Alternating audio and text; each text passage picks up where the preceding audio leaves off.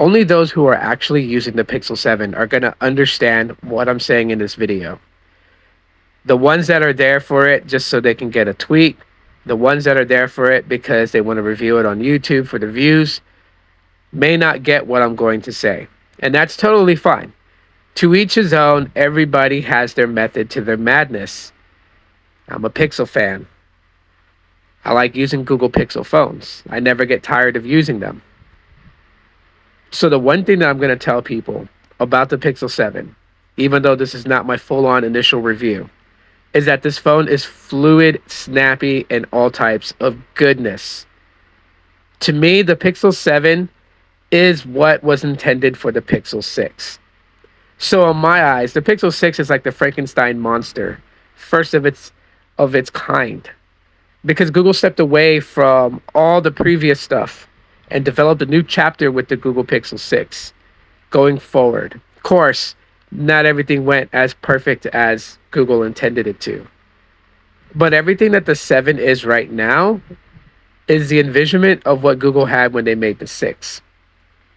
So what do we have with the Pixel 7?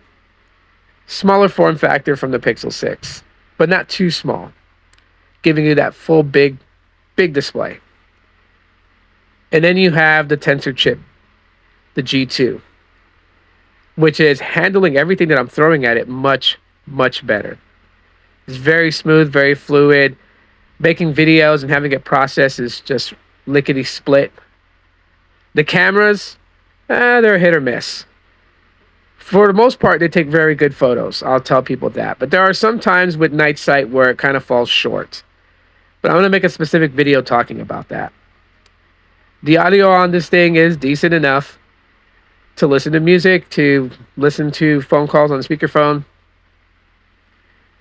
But again, I use the phone for everything, for my social media, for my content creation, for my photography channel, my photography Twitter account. Use it for everything. And I'm not looking at it as to say, okay, how are the specs on this thing? I'm using it for the user experience. And the user experience in my book is 9 out of 10. It is really hitting everything that I feel like the Google Pixel was intended to be.